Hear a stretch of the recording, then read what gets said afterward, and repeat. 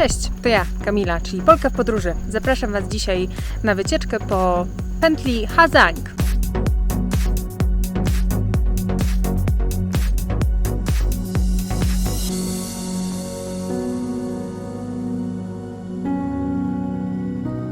Jestem w Hazang od kilku dni. Dzisiaj wybieram się z wycieczką w końcu. Zdecydowałam się jechać, żeby zrobić pętlę Hazang. Jest to około 350 km. Mamy 3 dni, żeby to zrobić, 2 noce. Wszystko jest zapewnione, wszystko jest zorganizowane. Są 2 opcje tak naprawdę. Jeśli się bierze wycieczki zorganizowane, to można właśnie albo wziąć sobie kierowcę, albo i wtedy siedzi się z tyłu motoru i on przez te 3 dni prowadzi ten motor za Was, a Wy możecie sobie się zrelaksować i tylko podziwiać widoki. Albo właśnie prowadzi się motor samemu. Moja grupa dzisiaj chyba jest dosyć mała, w sensie 1 albo 2 inne osoby. Nie wiem, czy oni będą prowadzić swoje motory, będę informować dalej. Tymczasem pokażę Wam moje śniadanie. Proszę bardzo, bagietka, omlet, jakieś warzywko i kawa. Jestem w hostelu, który jest mega tani. Kosztuje tutaj nocleg 60 000 dongów, czyli około 10 zł. W tym jest śniadanie. Bardzo przyzwoite warunki, wiecie, no nic pięknego, nic specjalnego. Jest kilka minusów. Jednym z minusów jest to, że codziennie o 7 rano zaczyna się tutaj wiercenie. Nie wiem, co oni robią, nie wiem czemu. Nie wygląda ten budynek, jakby był w jakiejkolwiek budowie czy przebudowie. Ale jest wiercenie, więc trochę ciężko. I jest przy głównej ulicy. Tutaj ściany nie są szczególnie grube, żeby trochę ten hałas wyciszyć. Tak więc wszystko słychać, średnio można spać do 7, a później to już tak jest ciężko. Ale ogólnie za 10 zł za noc ze śniadaniem nie ma co narzekać. No dobra, jem śniadanie i zaraz się uczę jeździć na półautomatycznym motorze.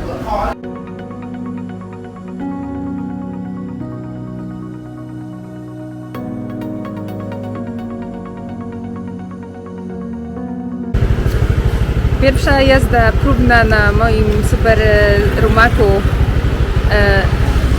się powiodła, przynajmniej jestem w jednym kawałku. Natomiast pewne uwagi, jeśli jeździcie albo chcecie jeździć tutaj w Wietnamie, ludzie nie patrzą na ulicę, ludzie po prostu wchodzą na tą ulicę i oczekują, że jakby ruch uliczny dostosuje się do nich. To się tyczy zarówno ludzi na skuterach, jak i przechodniów. Tutaj dosłownie przejechałam się dookoła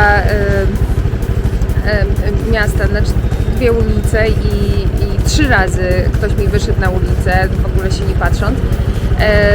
Z półautomatykiem nie powinno się hamować hamulcem ręcznym, czyli przednim, bo wiadomo, można się jakby przelecieć przez ten motor. Tak więc hamuje się tylnim, do czego trzeba się trochę przyzwyczaić, jeśli ktoś jeździł na automacie, tak jak ja. No ale spoko, myślę, że dam radę. Nie jest to jakoś super skomplikowane, super trudne, jest tylko kwestia dobrych butów. Obecnie jestem w japonkach. Jest to kwestia dobrych butów, myślę, i po prostu pamiętania o tym hamulcu, żeby on był jednak używać tego nożnego, a nie ręcznego. Zabieramy ze sobą bagaż na 3 dni, który jest dobrze przyczepiony i zabezpieczony przed zmoknięciem i ruszamy. Reszta bagażu zostaje w naszym hostelu. Krótki przystanek na tankowanie, benzyna również wliczona jest już w cenę.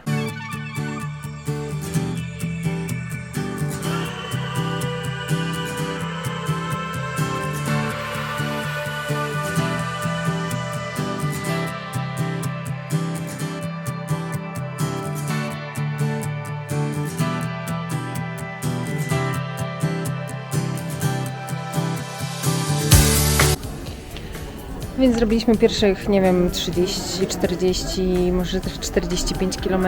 Właśnie mamy przystanek i wow, Trochę boję się filmować po drodze na razie, bo jeszcze nie mam wprawy z tym półautomatycznym motorem i drogi są ok, ale są miejsca, gdzie zdarzy się jakaś dziura, zdarzy się, że pobocze nie ma albo coś takiego, więc na pewno trzeba uważać.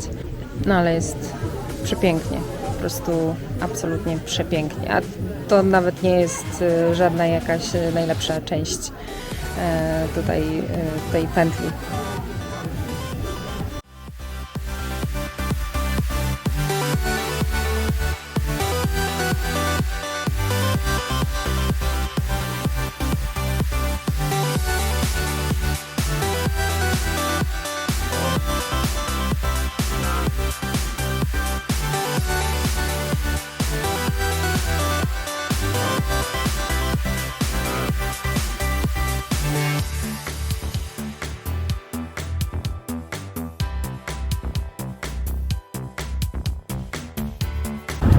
Trafiliśmy na korek.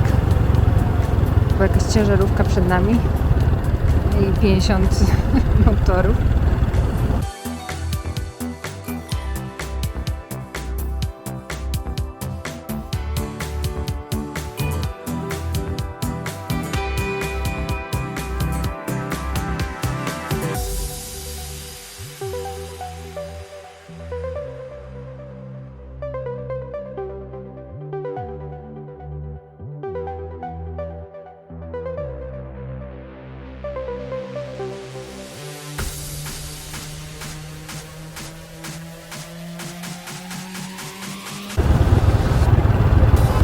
Wszyscy grzecznie jadą sznurkiem za tą jedną ciężarówką. Tu jest kiepska droga, żeby wyprzedzić. Ogólnie to wyprzedzenie nie jest takie złe, ale ta ciężarówka jest dosyć długa z tego, co widziałam. No i to jest wycieczka turystów, tak więc my nie wiemy do końca, kiedy jest dobry czas, żeby...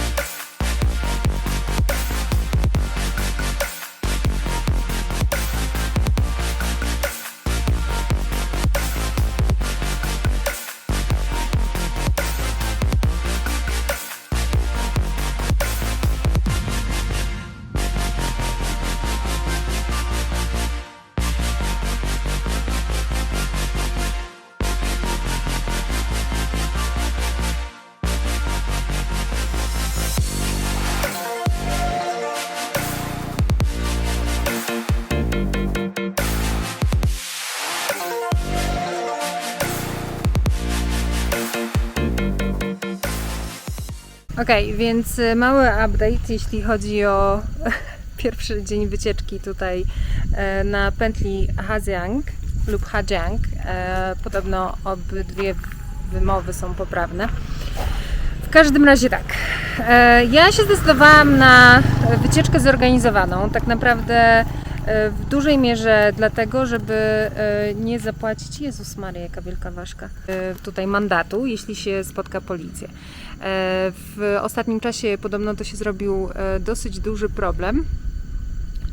Moje włosy włosy są jakieś straszne.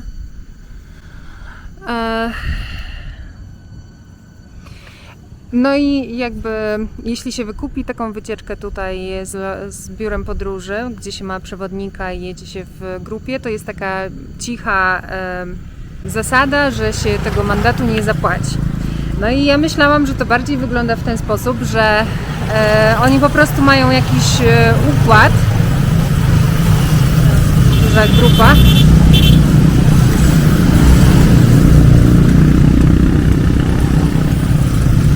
Że oni mają jakiś układ tutaj, te lokalne biura podróży z policją.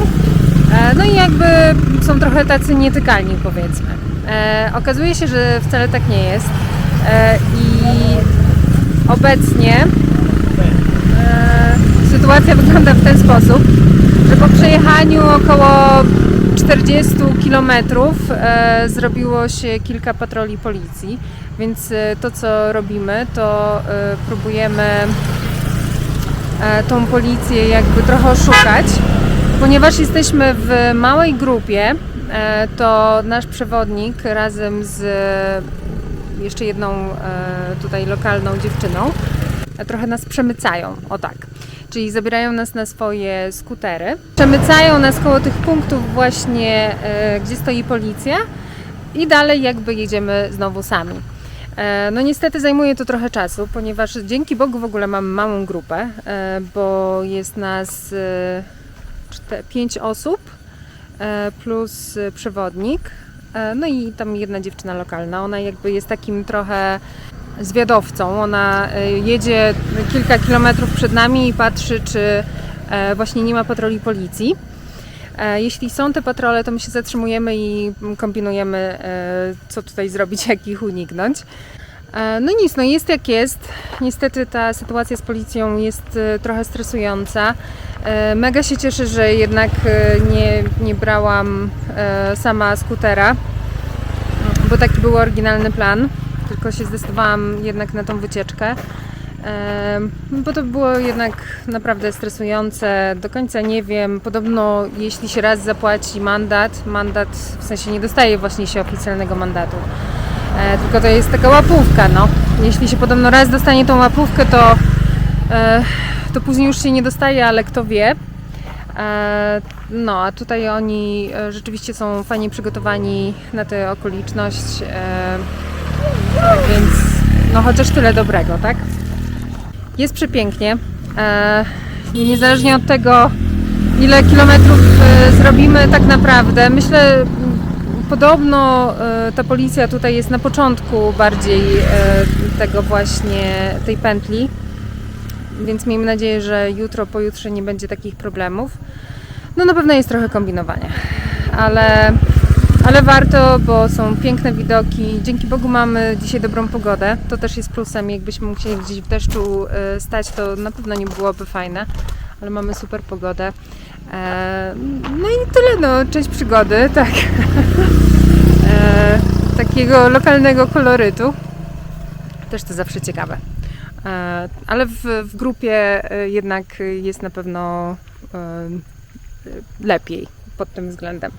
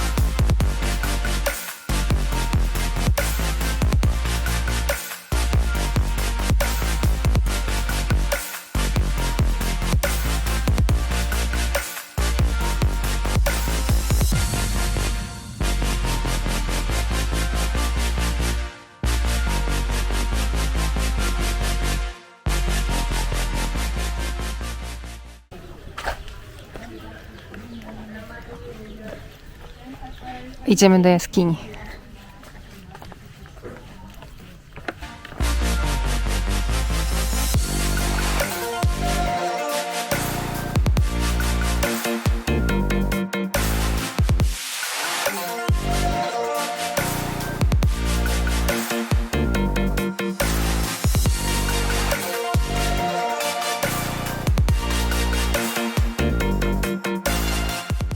Niestety nie pamiętam, jak się ta jaskinia nazywała, natomiast jest to szlagowa taka jaskinia, bardzo fajna zresztą, dosyć spora, fajnie zagospodarowana, częściowo podświetlona.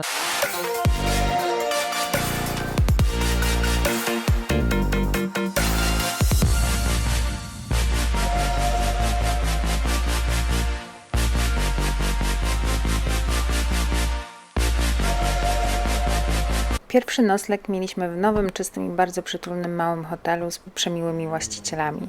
Wszyscy razem zjedliśmy pyszną kolację w tradycyjnym wietnamskim stylu. Na stole ląduje wiele potraw, warzywa, mięsa, omlety, tofu i oczywiście ryż. Każdy sobie nakłada co chce. Poza tym częstowano nas oczywiście tradycyjnym wietnamskim alkoholem, czyli winem ryżowym. Cheers! Drink up.